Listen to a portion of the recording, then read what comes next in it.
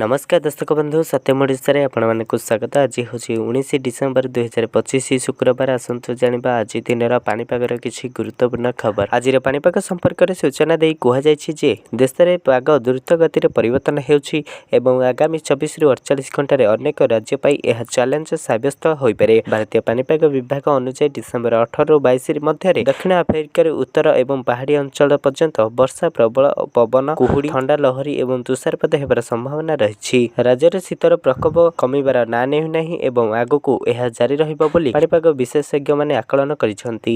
आगामी 2 दिन पर सुंदरगढ़ और कंधमाल जिला को येलो वार्निंग जारी कर जायछि, जेउठारे घन कुहुड़ी देखा जिबार संभावना रही। आसंतु जानिबा प्रबल वर्षा तुषारपात सह शीतर लहरी आगामी 48 घंटा मध्य एही सबु स्थान रे सारा देश में पाग द्रुत गति परिवर्तन होउछि एवं आगामी 24 रु 48 घंटे अनेक राज्य पर चैलेंज साब्यस्त हो पारे।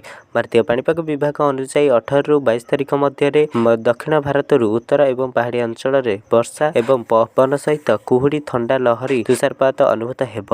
निरंतर प्रक्रिया पश्चिमी विस्तार जोगु ठंडा वृद्धि पाइबार संभावना रही। पाणीपाग विभाग कहिछि जे एही परिवर्तन यातायात विमान एवं रेल सेवा को प्रभावित करिपारे। अनेक अंचल में दृश्यमानता कम थिबारु लोकमाननकु सतर्क अवलंबन करबाकु पड़िबो। दक्षिण भारतर अनेक स्थान पाई गोटे दिन पाई खराब पाग अनुभूत हो पारे। तमिलनाडु पुडुचेरी एवं अंडमान और निकोबर अंचल में प्रबल वर्षा होबार संभावना रही। चेन्नई एवं आखपाख अंचल में प्रबल वर्षार संभावना। गत किछि दिन धरि लगातार वर्षा जोगु जीवन यात्रा व्याहत हो सारी एवं एही समय आश्वस्ति पाइबार आशा कम रही। पाणीपाग विभाग अनुसार दुईटी पश्चिम वायु देश गोटे पर गोटे देश में प्रवेश करुछि। प्रथम वायुमंडल डिसेम्बर 18 तारिख में पाखापाखि एवं द्वितीय वायुमंडल डिसेम्बर 20 पाखापाखि सक्रिय हेब। एहार प्रभाव में उत्तर भारत एवं पहाड़िया राज्य गुड़िक पाग आहुरी खराब हो पारे। जम्मू काश्मीर हिमाचल प्रदेश एवं उत्तराखंड में वर्षा एवं तुषारपात होबार संभावना रही। जेतेबेले समतल अंचल में ठंडा पवन बहिबार फल तापमात्रा ह्रास पाइपारे। उत्तर प्रदेश समेत अनेक राज्य में घन कुहुड़ी साधारण जीवन को बाधा देउछि। सकाळे दृश्यमानता दूरतार भाव में ह्रास पाउछि, जहा फल सड़क एवं रेल चलाचल प्रभावित होउछि।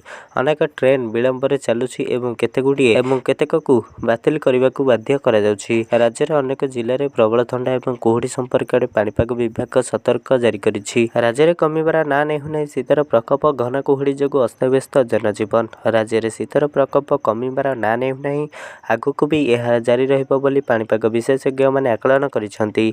मंगलवार 10टी स्थान में राति तापमात्रा 10 डिग्री तले थिला।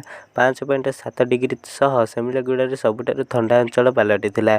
कोरापुट रे 6 degree, Udayagiri 6.6 degree, Jharsuguda 7.2 degree, Daringbadi 8, बौद्धरे 9.4, शिमलारे एवं अनुकूल रायगड़ा एवं नवरंगपुर रे 10 डिग्री रेकर्ड कर जायथिला।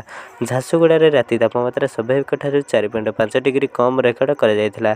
कोरापुट रे स्वाभाविक ठारू 5.2, अनुकूल रे 3.5 और भुवनेश्वर रे 1.3 डिग्री कम रही। घन कुहुड़ी को नहीं आगामी 2 दिन 2टी जिला को येलो वार्निंग। 18 डिसेम्बर विशेषकर सकाळ समय घन कुहुड़ी को नहीं आगामी 2 दिन अर्थात 20 तारिख सकाळ पर्यंत 2टी जिला को येलो वार्निंग जारी करिछि पाणीपाग विभाग। सही 2 जिला है सुंदरगढ़ एवं कंधमाल। यह सब स्थान गुड़िक कुहुड़ीर दृश्यमानता दूरता 50 मीटर रु 200 मीटर मध्य रहीपे। परवर्ती 5 दिन पर कौन चेतावनी नहीं। भुवनेश्वर पाणीपाग विज्ञान केन्द्र पक्षर गुरुवार जारी होता ट्विटरु यह सूचना मिली। आज खबरटी एतिक थिला। जदि भिडियोटी भल लगी भिडियोटी लाइक दिंतु, चैनल को नुआ ही चैनल को सब्सक्राइब कर दिंतु। एही परिका गुरुत्वपूर्ण खबर पाइबा ब्यूरो रिपोर्ट सत्यम ओडिशा।